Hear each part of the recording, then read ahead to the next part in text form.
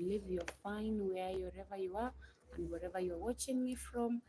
I believe that we are going to learn this together and God will bless us all. Remember, I'm doing quality friendship. I'm not yet done with the topic yet.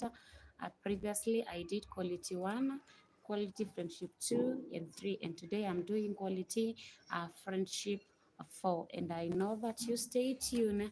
God will bless us all as we are learning together.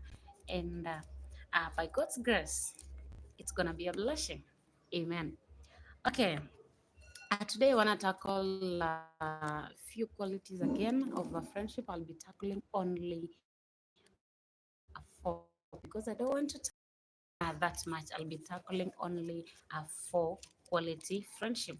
And the quality friendship that I have here, number one is a good friend, or in your friendship, you must have a friend who communicates with you.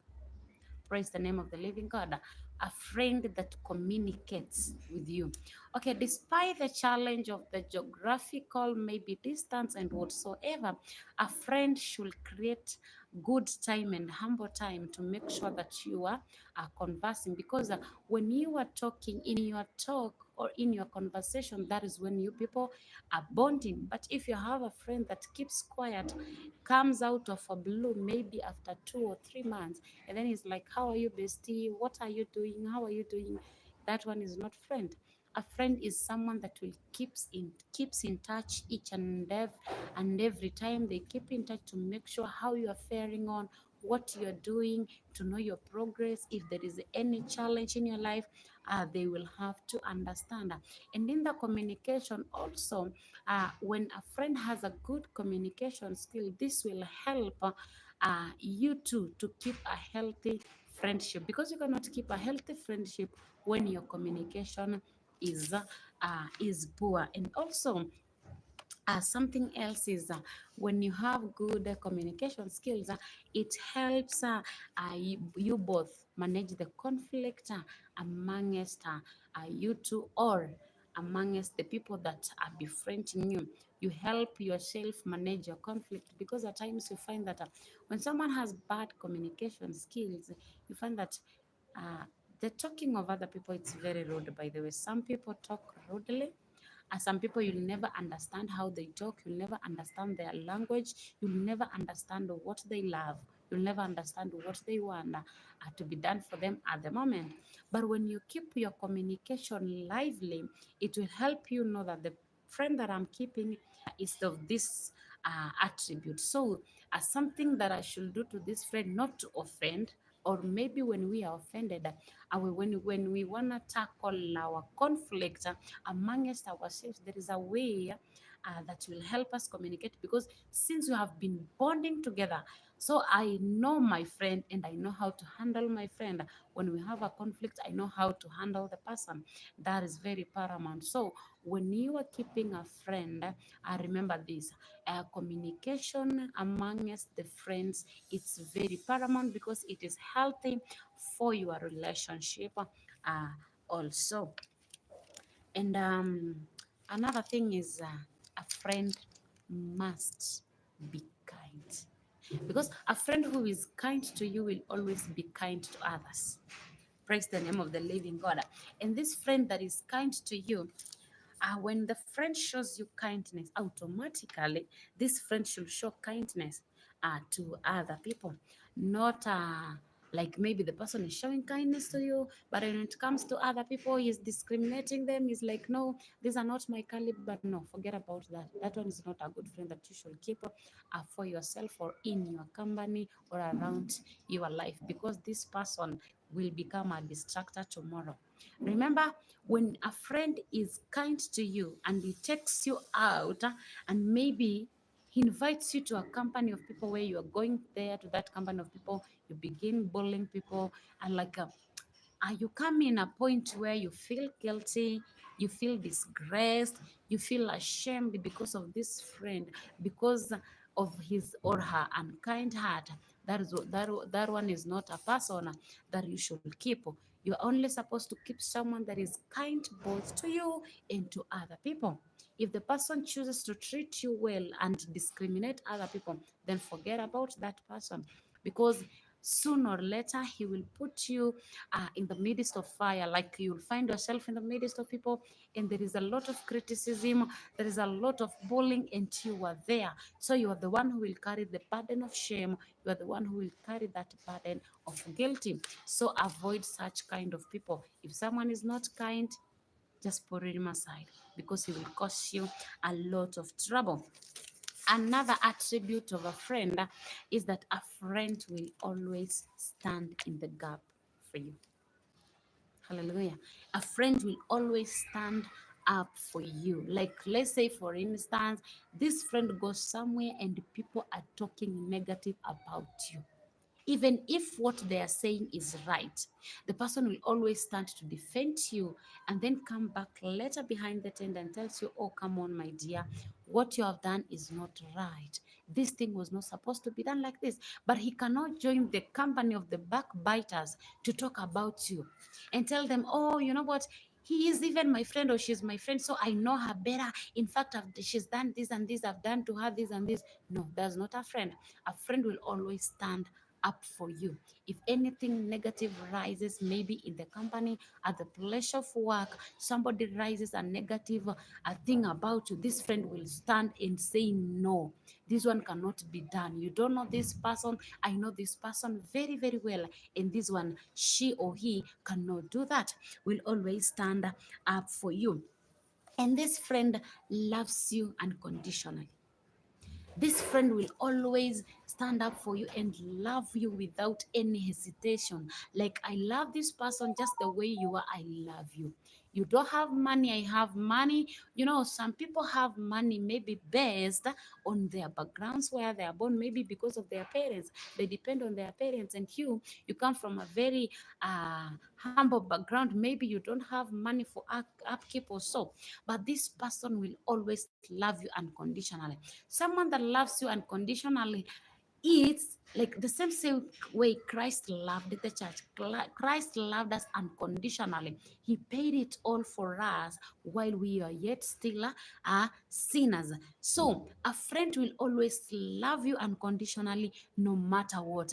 Will pay everything, will pay a price of making sure that you are my friend and you are on the right track. You are my friend and you are keeping the right standard. You are my friend and you are working right, no matter what.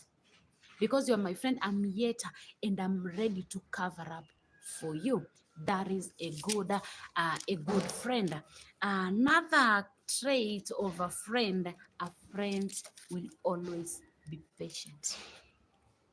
There is no relationship or there is no friendship that always build from a blue. No, a friendship is built, and the friendship is built on a point of trust. Trust cannot be found today.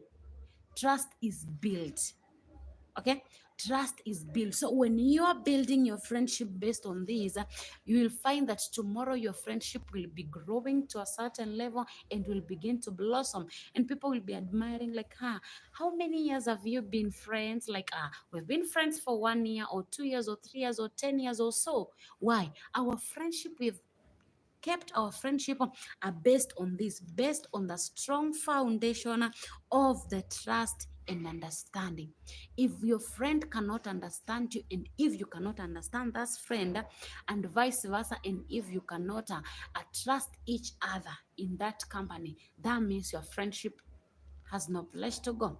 But is a friendship will always grow and be kept strong depending on the level of your patience and understanding. Because when you become patient with someone, that is when you learn people.